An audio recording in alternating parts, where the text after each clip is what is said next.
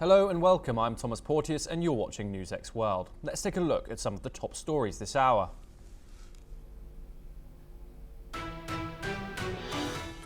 Pakistan has fired along the line of control for a 12th straight night, prompting a proportionate response from the Indian Army. The UN chief urges restraint as the UNSC meets behind closed doors, while India's Home Secretary convenes a civil defence meeting. Israel's Security Cabinet approves a plan to seize all of Gaza and control aid flow, with Netanyahu promising an extensive anti-Hamas campaign. The operation will start after President Trump's Middle East visit, leaving a brief window for hostage and ceasefire talks. Ukrainian forces attack a power substation in Russia's Kursk region, knocking out electricity to the Rilsk town and causing damage. 2 teenagers were injured in the strike, which came after Russian bloggers reported a land-based incursion with armour and drones.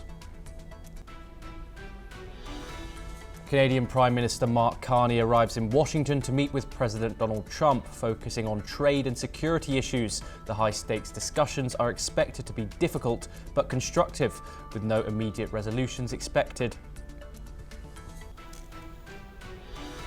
Conservative Friedrich Merz is set to be sworn in as Germany's new Chancellor amid a slowing economy, tense US relations and rising far-right sentiment.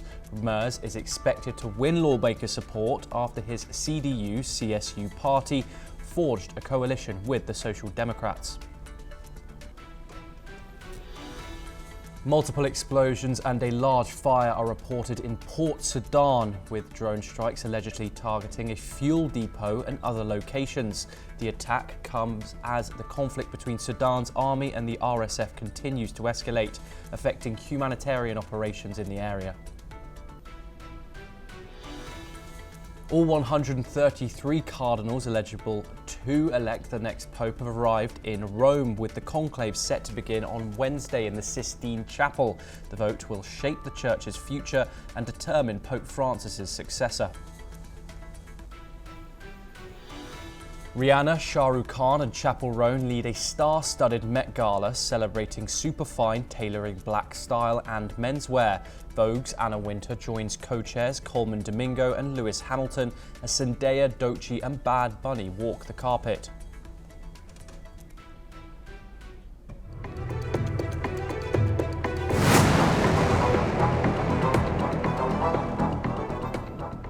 Amid rising tensions, Pakistan has once again provoked India with repeated ceasefire violations. In the night between the 5th and 6th of May, the Pakistan Army opened unprovoked small arms fire across the line of control, targeting Indian positions opposite Kupwara, Baramulla, Punch, Rajamuri, Mendhar, Narashpera, Sundarbani and Angkor in Jammu and Kashmir. This marks the 12th ceasefire violation by Pakistan. The Indian Army responded proportionately. The Indian Ministry of Home Affairs has instructed the northern and western states, along with union territories, to conduct civil defence mock drills on May the 7th. Meanwhile, parts of the Chenab River are drying up as India shuts all of the gates to the Balikar hydroelectric power project dam and Salal Dam, regulating water flow to Pakistan. In a recent closed-door meeting held by the United Nations Security Council on the Kashmir issue, Council members raised several challenging questions for Pakistan, sources in New York revealed. The 15-member council met behind closed doors yesterday amid escalating tensions between the two countries.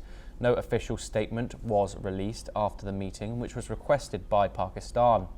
Media reports claimed that the council members strongly questioned Pakistan's claims and did not accept its version of a false flag operation. Instead, they raised concerns about the possible involvement of the Lashkar-e-Taiba, a banned terrorist group with known links to Pakistan in the attack. And lastly, the UN chief has weighed in on the escalating India-Pakistan tensions. Here's what he said. Tensions between India and Pakistan are at their highest in years. I deeply respect and I am profoundly grateful to the government of people of both countries and their significant contributions to the work of the United Nations, not least UN peacekeeping. And so it pains me to see relations reaching a boiling point. I understand the raw feelings following the awful terror attack in Pahalgam on 22 April. I once again strongly condemn that attack and extend my condolences to the families of the victims. Targeting civilians is unacceptable, and those responsible must be brought to justice through credible. Hamas calls on the international community to stop Israel's hunger war in Gaza, citing worsening humanitarian conditions. This came after Israeli Prime Minister Benjamin Netanyahu announced a more intensive offensive against Hamas in Gaza, approved by the Security Cabinet, potentially involving a full seizure of the enclave and tighter control over aid. The operation will be delayed until the US President Donald Trump's Middle East visit, which aims to move civilians south and prevent aid from reaching Hamas. Israeli troops already control a third of Gaza, and new plans could transfer aid distribution to private firms. Amid warnings of famine, protests are growing in Israel for a hostage deal. The military is calling up reservists, and Israel may act if no agreement is reached during Trump's visit. Hamas rejected the plan and demanded a full ceasefire and Israeli withdrawal and release of all prisoners from both sides. With over 52,000 Palestinians killed since October the 7th and 59 hostages still held, Israel faces mounting domestic and international pressure, even as it prepares for a potential broader regional conflict. Listen in to what the Israeli army spokesman, Efi Dafrin, has to say. יש לנו תוכנית סדורה. אנחנו מתקדמים ועוברים לשלב חדש ועצים יותר. המבצע יכלול מתקפה רחבה, הכוללת הנאה של מרבית אוכלוסיית הרצועה. זאת על מנת להגן עליה באזור סטרילי מחמאס. Meanwhile, UN Secretary General Antonio Guterres says he is alarmed by Israel's plan to expand its Gaza offensive, warning it will cause more civilian deaths and destruction. His spokesman stressed Gaza must remain part of any future Palestinian state. Meanwhile, President Trump reaffirmed the US commitment to delivering food aid to Palestinians in Gaza when questioned about Israel's planned expanded offensive, but did not comment on the military operation. Speaking briefly to reporters at the White House, let's listen in to what Trump said. We're going to help the people of Gaza get some food. People are starving, and we're going to help them get some food. A lot of people are making it very, very bad. If you look, Hamas is making it impossible because they're taking everything that's brought in. But we're going to help the people of Gaza because they're being treated very badly by Hamas. Thank you very much. We are now joined by Nasser Mashni, president of the Australian Palestine Advocacy Network, located in Melbourne, Australia. Thank you very much, Nasser, for joining us on this issue. I wanted to start off with breaking news coming in now. France's foreign minister, France's top diplomat, has strongly condemned this new military campaign in Gaza. Before I ask your questions on the military operation itself, I want to ask, do you think this will be not the first international outspokenness against this campaign?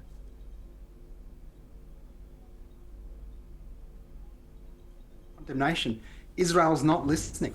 I mean, you just spoke about earlier in your report about Israel waiting for Donald Trump to finish his tour so as they don't, spoil his quote unquote party.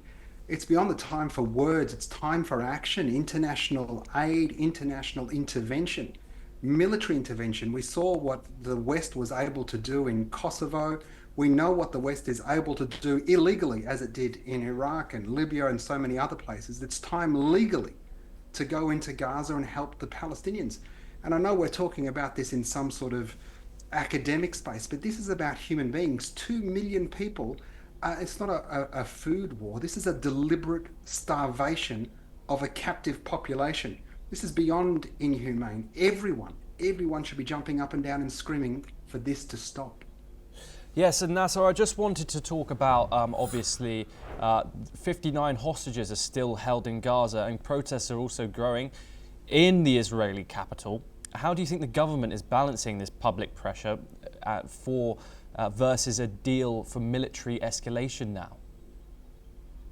Israel's got no interest in the hostages, let's be categoric, and I think it's time for reporters like yourself to stop using this as a canard. Israel is not interested in its hostages. Israel is only interested in all of Palestinian land with no Palestinians in it. We need to be talking about the 2 million Palestinian hostages that are being deliberately starved. There are tens, hundreds, perhaps even a few thousand people demonstrating against Benjamin Netanyahu. But this psychotic, far-right, racist cabinet overnight approved this escalation in military plans, approved the voluntary immigration plan to fit into Donald Trump's Riviera of the Middle East. I mean, we need to move past this Israeli narrative and Israeli talking points. We need to be talking about the humanity. Every one of us needs to be screaming out. We're all looking into a mirror now. We are all looking into a mirror. What we are doing now is what we would have done during the Holocaust. If you are silent today, you would have been silent when 6 million Jews were exterminated. It's time for the entire world to step up and demand more of their governments. This government, this Israeli government, needs to be boycotted, divested and sanctioned. An immediate emergency military intervention has to be applied from the UN down. The US has to stop supplying weapons. The UK has to stop doing spy missions over Palestine, Israel. The Maltese government, which has deported activists from the Freedom Flotilla back to Turkey. The whole world needs to step up and save these Palestinian hostages. No more talk of Israeli hostages. Israel's not interested in saving them. Yes, and obviously we want to talk about the potential for a ceasefire as well. Hamas, the group that governs Gaza, also designated a terrorist group by many countries around the world, is demanding a full ceasefire, a full Israeli withdrawal and full prisoner exchanges, including hostages for Palestinian prisoners. Is there any room left for negotiation, or is that window closed, do you now think, Nasser? Well, we had a ceasefire. Israel was the one that broke that ceasefire unilaterally. And we should be very clear. Most of the world doesn't think of Hamas as terrorist organizations, only the West. It's reporters like yourself that continue to parrot this. Palestinians have a right to resist the illegal occupation of their lands. It's enshrined in international law. If I was to come and take your home, domestic law in the UK, India, everywhere, would say you'd have a right to kick me out. Palestinians have a right to resist, number one. Number two, Israel, again, is not interested in a ceasefire. What they want is all of that land. The extremist ministers that are extreme, even to Benjamin Netanyahu, who is beyond imagining how evil this man is. There are ministers even more evil than him that are very categoric that any ceasefire will bring down that coalition government. And as soon as that government collapses, Benjamin Netanyahu will face criminal charges because he won't be protected as the prime minister of the country. He's got no interest in ending this war, and he won't be ending this war. It needs to be ended externally from the West, stopping its support and enabling the genocide that's happening and the purposeful starvation of 2 million people, 2 million Palestinian hostages.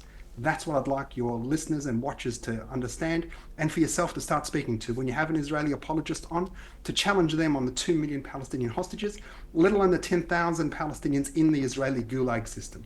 Yes. Nasser Mashni, thank you very much for joining us on the programme and for your insight. We stay in the Middle East. On Monday, massive fires broke out at a cemetery factory in Yemen following Israeli airstrikes on the Hodeidah port and nearby areas. The strikes came just a day after Houthi rebels fired a missile that landed near Israel's main airport. Footage aired by Houthi-run media showed scenes of devastation at the Barjil cement factory east of Hodeidah. Firefighters were seen battling intense blazes. One body was found among the rubble of a collapsed structure. At least 21 people were injured, according to the Houthi-run health ministry. Residents told that more than 10 strikes hit areas around Hodeidah, including Salakana and Al-Hawak. The Houthis have since sealed off the affected zones, including the port and the factory. Israel said it targeted what it called Houthi terrorist infrastructure. Prime Minister Benjamin Netanyahu was seen overseeing the operation from the Air Force Command Center in Tel Aviv, joined by Defense Minister Israel Katz and Army Chief Eyal Zamir. While the Houthis claimed the airstrikes were a joint Israeli-US operation, a US official denied any involvement. We once again stay in the Middle East, where Iran is warning the United States not to fall into what it calls a disaster in the region, blaming Israeli Prime Minister Benjamin Netanyahu for stoking tensions. Iran's Foreign Minister Abbas Araghchi made the statement on Monday, accusing Netanyahu of meddling in US policy and pushing Washington towards another regional war. In a post on X, Araghchi warned the US against making any mistake involving Iran, saying that Netanyahu is dictating terms to President Donald Trump over Iran's diplomacy.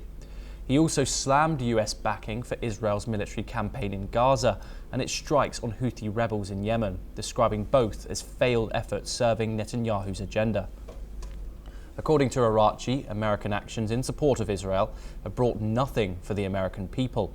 This comes after Netanyahu blamed Iran for the latest Houthi missile strike near Israel's main airport and vowed to retaliate. Separately, Iran is pressing the US to drop what it calls unrealistic demands in stalled nuclear talks. In a call with EU Foreign Policy Chief Kaja Kallas, Araghchi said a deal is still possible, but only if Washington adopts more logical and flexible positions.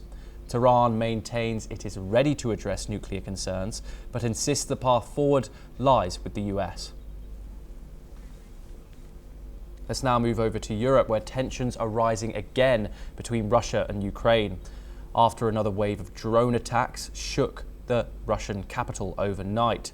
Russia says Ukraine launched multiple drones towards Moscow for the second night in a row. At least 19 were shot down before reaching the city, according to Moscow's mayor. All 4 of the capital's major airports were shut for hours, but later reopened. No casualties have so far been reported, though debris from the drones landed on major roads. Meanwhile, Russian officials say several other cities, including Penza and Zaporizhzhia, were also targeted. Ukraine hasn't officially commented yet, but Kharkiv's mayor says Russia also launched drone attacks on Ukrainian cities overnight. 1 person was killed in a strike on Odessa. In the border region of Kursk, Russia claims Ukraine tried to cross into its territory. Military bloggers from the Russian side say Ukrainian forces used armoured vehicles to breach tank traps and minefields, triggering heavy clashes. Russia also reported missile strikes and the destruction of a power substation in Rylisk, where 2 teenagers were reportedly injured by shrapnel. Kiev says its forces remain active inside the Kursk region, 9 months after first crossing the border in a surprise operation. Officials in Ukraine's Sumy region, just 12 kilometers from the border, are now urging civilians to evacuate amid growing security concerns. Meanwhile, US President Donald Trump says Vladimir Putin's announcement of a 3-day ceasefire doesn't sound like much, but it is a lot. Trump tells reporters during an event at the White House, with the price of oil down in Russia, the US is in a good position to resolve the Russia-Ukraine conflict. Listen in. Putin just announced a 3-day ceasefire, which doesn't sound like much, but it's a lot if you knew where we started from, because they were not. We had a president that for 3 years didn't speak to Putin, and it all shouldn't have happened. This is a war that should have never happened, and you're going to be very disappointed when you find out the real number of people that were killed. It's far greater, many times greater, I believe, but far greater than the numbers that you're putting out. It's a very, very deadly, horrible war. Conservative Friedrich Merz is set to be sworn in as Germany's new chancellor at a critical juncture as the economy battles its longest post-war downturn. Relations with top security ally, the United States, fray, and the far right surges. Lawmakers are widely expected to back Merz as chancellor in a vote in the lower houses of parliament after his CDU-CSU Conservatives, who won February's federal election, secured a coalition deal with the centre-left Social Democrats. The pressure is on for Merz to show leadership after the implosion last November of outgoing SDP Chancellor Olaf Scholz's three-way coalition left a political vacuum at the heart of Europe, and even as it faced a myriad of crises. Outgoing Chancellor Olaf Scholz wished his successor, Friedrich Merz, much success, fortune, and a lucky hand in all the tasks and challenges that lie ahead. During a military ceremony marking his departure, according to analysts, while Merkel was an even-tempered pragmatist who moved the Conservatives towards the centre, Merz is a proactive economic liberal who has shifted the bloc back to the right. Merz's supporters point out that he secured a historic fiscal package to increase spending on infrastructure and defence even before assuming office. Let's move back over to North America, where US military personnel reinforced barbed wire fencing along the border near Ciudad Juarez, while Mexican President Claudia Sheinbaum reaffirmed her opposition to US President Donald Trump's proposal to deploy American troops in Mexico to fight drug trafficking. Sheinbaum's remarks came in response to a Wall Street Journal report claiming that Trump has been pressuring Mexico to permit increased US military operations against drug cartels near the border. Let's take a listen in to what the Mexican President, Claudia Sheinbaum, had said. En alguna llamada, más que como un amago, como lo presentó el Wall Street Journal, el presidente Trump dijo, queremos ayudar a México. Y para ayudar a México, pues queremos mandarles, entre otras, tropas o si es que lo necesitan. Y yo le dije, no, presidente Trump, eso no. Podemos colaborar en muchas otras cosas dentro del marco de nuestra soberanía y de la territorialidad que a cada uno de nosotros nos corresponde. Meanwhile, President Trump stated that the US would consider taking unilateral military action if Mexico does not decisively act against the cartels. The two leaders have held several calls in recent months to discuss security, immigration, and also trade. Let's move over to Africa, where explosions and fires have rocked Sudan's capital, Port Sudan, on May the 6th, as the civil war between the army and the paramilitary rapid support forces escalates. Witnesses reported dark smoke billowing from the area near the city's main maritime port, which is now home to hundreds of thousands of displaced people. The attack marks a significant escalation, as Port Sudan has been untouched by violence until now. Sudan's army-aligned authorities reported yesterday that rival paramilitary forces launched a second drone strike in 2 days, targeting the government's seat of power and igniting a fire at the country's main fuel depot. In an international development, the International Court of Justice rejected Sudan's complaint against the United Arab Emirates, declaring it a manifestly incompetent to rule on the genocide complicity case. Let's turn back to Europe, where Romanian Prime Minister Marcel Ciolacu resigned on Monday after far-right candidate George Simion topped the first round of a presidential rerun vote, pushing the ruling coalition's candidate Crin Antonescu out of contention. Ciolacu, whose Social Democrats will exit the ruling coalition, said the coalition no longer holds legitimacy after Sunday's vote. He will stay on in a caretaker role until the May 18th runoff, where Simion, a nationalist and EU critic, will face pro-EU Bucharest Mayor Niscasor Dan. Simion's strong showing has raised concerns in Brussels and Washington as he campaigns against EU influence and aligns with Donald Trump. A far-right win could shift Romania's foreign policy, with the president holding sway in EU and NATO matters. The runoff follows the annulment of the initial vote over alleged Russian interference and a pro-far-right TikTok campaign backing banned candidate Calin Georgescu. Listen in.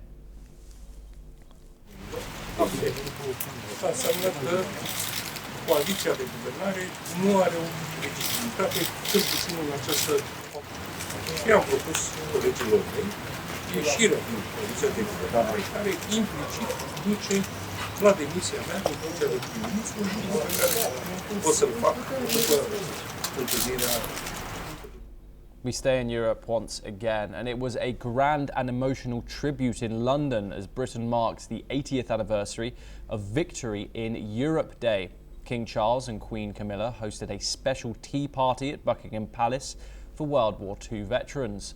They were also joined by Prince William, Princess Kate and their children, along with other senior royals. Also in attendance, British Prime Minister Keir Starmer. He held a separate tea party for veterans outside 10 Downing Street.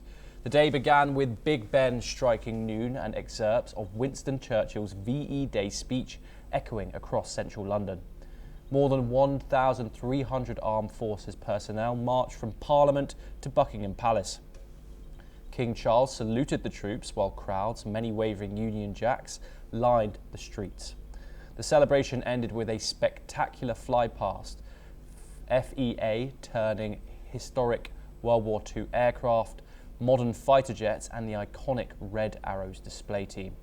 The royals gathered on the palace balcony to watch the skies, joined by thousands on the moor below. The commemorations also included a symbolic gun salute from the World War II era HMS Belfast.